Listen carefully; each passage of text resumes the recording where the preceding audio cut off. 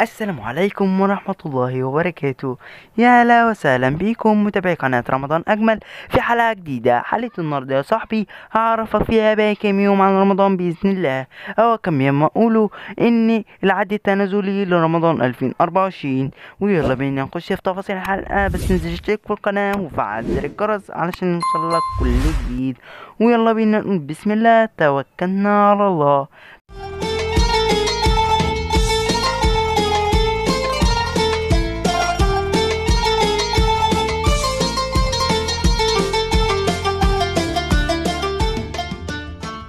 في البداية زي ما احنا متعودين في كل الحلقات بنصلي على أشرف الخلق سيدنا محمد عليه أفضل الصلاة والسلام.